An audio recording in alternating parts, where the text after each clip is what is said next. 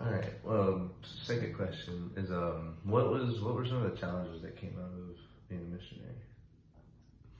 Once we were approved as missionaries, the first challenge was to raise the funds. And that was somewhat difficult for the first 6 or 8 months. And discouraged, I asked the Lord what to do. And He said, spend a week fasting and praying. And so I did that. And in the next 3 or 4 months, we raised what had taken us 8 or 9 months to raise. And then, of course, the challenge of language school.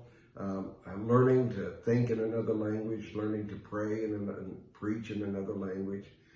Then when we arrived in Argentina in 1976, it was under a military dictatorship.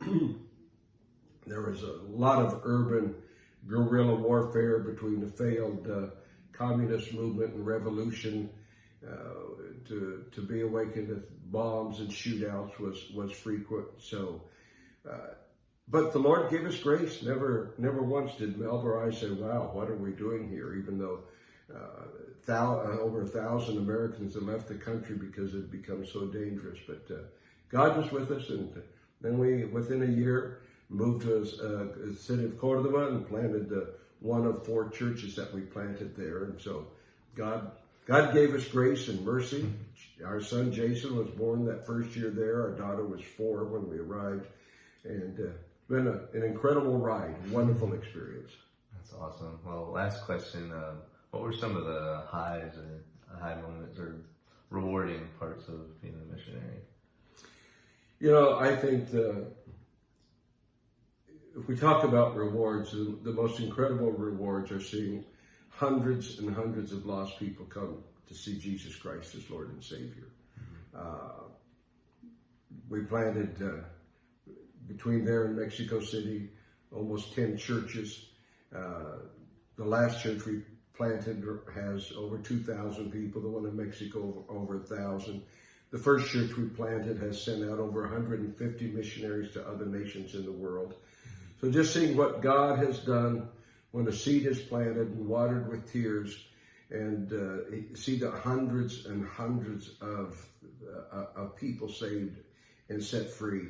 Last week I was in Argentina again, and probably at least 3 or 4 times at our national conference, people came up that I didn't know and said, when you prayed for me, miracles of healing. When you prayed for me, a call to ministry. And so to go back years, to see the fruit of over 43 years of labor in a country, and realize that as a pastor of a church of 20,000 members told me once, when we went there, a big church was 100. And I challenged, our first church plant, I told the Baptist architect, the drawings you have for a church for 70 people aren't any good. I want a church for 300. And nobody had seen a church for 300. I was young and green and anxious and probably ignorant, but God used that, and He said, this pastor of 20,000 people, you gave us a new model to believe for something big.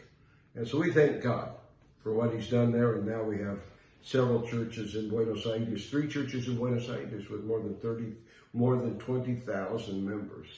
And when we got there, we didn't have 20,000 believers in the whole country of Argentina. Man, that's a lot. It's a lot. Well, that's all I have for you. All right. Thank you, for man. giving me the time. Bless It's you. such a pleasure. And thank you. See you.